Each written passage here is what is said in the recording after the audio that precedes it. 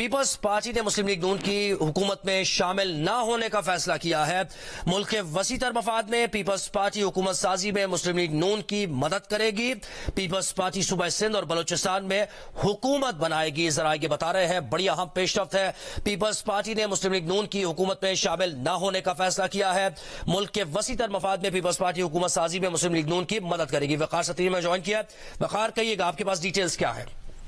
जी, Pakistan peoples party की central executive committee का इजलास सबसे कुछ देर पहले खत्म हुआ है और उसमें ये अक्सरियत की राय ये थी कि मुस्लिम लीग नून के साथ हुकूमत साजी में शामिल ना हो, यानी कि वफाकी काबीना का हिस्सा ना बने, लेकिन उनकी हुकूमत बनने में मुस्लिम लीग नून की मदद की जाएगी।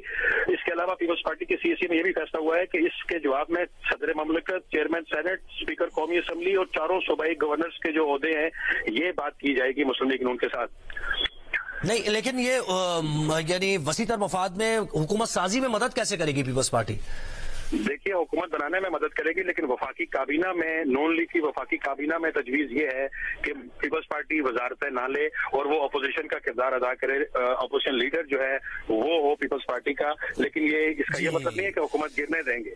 और हुकूमत को रहे थे, पीपल्स पार्टी ने हुकूमत में शामिल न होने का फैसला किया, लेकिन ये भी फैसला किया कि मुल्क के वसीतर मफाद में पीपल्स पार्टी हुकूमत साजी में मुस्लिम लीग नून की मदद करेगी। शाहजेब, ये तो बड़ा एक मुनफरिद सा फैसला किया, मुल्क के वसीतर मफाद में किया गया। आप बताइए, क्या तज्जिया आपका?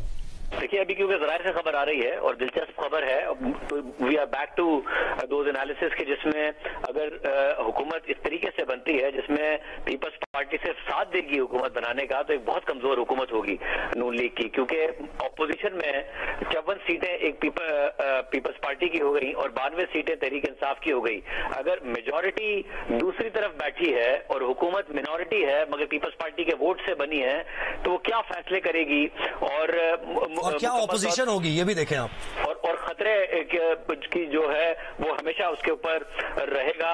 मेरा नहीं ख्याल कि पाकिस्तान के लिए एक मुस्तहकम हुकूमत जो कि मुश्किल फैसले कर सके और मुस्तहकम अंदाज में पाकिस्तान को आगे ले जा सके, ये सॉल्यूशन होगा। तो जराए से खबर आ रही है, मगर जब ये कंफर्म होती है तभी पता चलेगा कि पीपल्स पार्टी ने किन बुनियादों पर यह फैसला किया है। मगर जो बात हम पहले कर रहे थे कि एक ऐसी हुकूमत हो कि जिसमें पीपल्स पार्टी सिर्फ हुकूमत ताफ के, तो मुश्किल से कोई 103, 104 मेंबरान बनते हैं। अगर कुछ और आजाद भी मिल जाए तो 110, 112, यानी कि अभी भी शॉर्ट होगी नून लीग तकरीबन 23-24 मेंबरान से।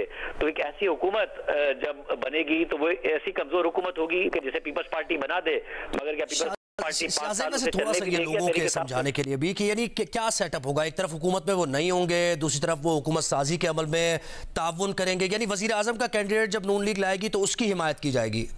इसको थोड़ा सा वाज़ेह कर सकते हैं? देखिए, 2008 में हुआ था, जब 2008 में जनरल मुशर्रफ के जाने के बाद पीपल्स पार्टी और नून लीग आए, मिलकर एक हुकूमत बनाई, थोड़े से अरसे के लिए काबीना में रहे, मुत्तफिका तौर पर वजीर आजम बने यूसुफ गिलानी साहब, मगर उसके बाद जो है नून लीग ने राहें जुदा कर ली थी। गालिबन 1.25 महीने 1.5 महीने साथ चल पाए थे और फिर पीपल्स पार्टी ने आगे हुकूमत चलाई थी। तो ये कि अगर आपको वजीर आजम बनाने के लिए 134 अरकान चाहिए तो उसके लिए हम आपको वोट दे देते हैं, मगर हम आपकी हुकूमत का हिस्सा नहीं है। ये वो बात है जो कि जराए के जरिए पीपल्स पार्टी के फैसले के तौर पर सामने आ रही है, मगर ये बात मुस्तहकम हुकूमत नहीं दे सकती है पाकिस्तान को, क्योंकि बिल्कुल एक तलवार, आप सही कह रहे हैं, तलवार लटकती रहेगी। किसी भी मौके पर अगर ऑपोजिशन की जमातें मिल जाती